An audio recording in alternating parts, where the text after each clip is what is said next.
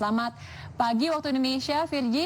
Sejauh ini apakah sudah ada informasi terkait dengan apa yang sudah dicapai Indonesia dalam KTT APEC? Ya, saya melaporkan dari kawasan downtown atau pusat kota San Francisco. Ini Boston Center di belakang saya, perjalanannya cukup ketat. Namun Rabu pagi waktu San Francisco, Presiden Joko Widodo menghadiri pembentukan Kaukus ASEAN untuk APEC yang diinisiasi oleh Indonesia dan diikuti oleh sejumlah dewan penasihat bisnis APEC dari 7 negara ASEAN, termasuk Singapura, Thailand, Filipina, dan juga Brunei, serta negara APEC non-ASEAN seperti Kanada dan Australia. Presiden Joko Widodo yang tiba Selasa malam di San Francisco sebelumnya hadir dan memberikan sambutan akan inisiasi kasus ini dengan target yang berfokus pada 3 bidang. Di antaranya untuk mempercepat transisi energi, pencapaian netralitas karbon, serta pembayaran digital lintas batas.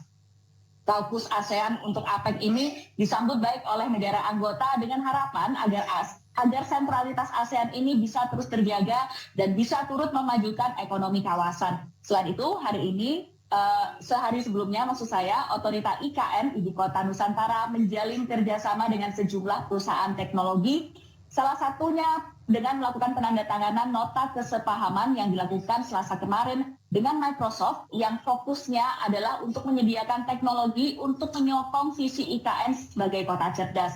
Selain Microsoft, ada 3 perusahaan lain yang juga menandatangani MOU sebagai bentuk partisipasi global untuk membangun IKN.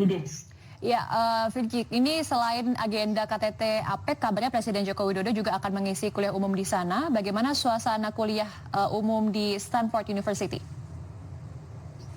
Ya, kuliah umum ini sudah terjadi ya, sekitar pukul 2 siang tadi atau sekitar 3 jam yang lalu. Sekitar 100-an orang hadir dalam kuliah tamu Presiden Jokowi di Stanford University. Kuliah tamu ini diadakan oleh Doer Sustainability School yang berfokus pada isu pembangunan berkelanjutan, di mana ini memang sesuai dan sangat dekat dengan rencana pembangunan dari Presiden Joko Widodo sendiri. Selain memberikan kuliah umum, Presiden Joko Widodo juga dan juga delegasi dari Indonesia juga melakukan penandatanganan nota kesepahaman atau MOU antara Otorita IKN dan juga Stanford University yang akan bekerja sama untuk membangun institut terkait dengan pembangunan berkelanjutan dari Stanford University di wilayah Ibu Kota Nusantara yang nantinya ini akan menjadi sebuah lab atau tempat bagi kedua mahasiswa dan juga kedua sivitas akademik untuk saling bertukar ilmu dan mempelajari bagaimana caranya untuk membangun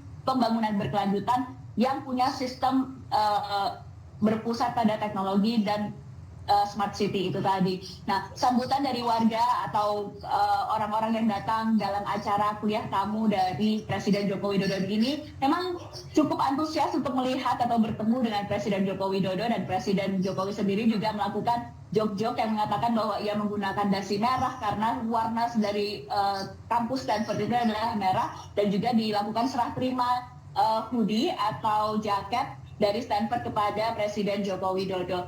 Ini merupakan salah satu agenda yang dilakukan oleh Presiden Joko Widodo sebelum esok ia akan mengikuti sejumlah rangkaian agenda dari KTT APEC sendiri yang akan berlangsung di gedung di belakang saya. Dan ini adalah sejumlah kegiatan yang berkaitan dengan hubungan bilateral, multilateral terkait perdagangan baik regional maupun global, sehingga bisa menghadapi sejumlah tantangan ekonomi global yang saat ini sedang berlangsung.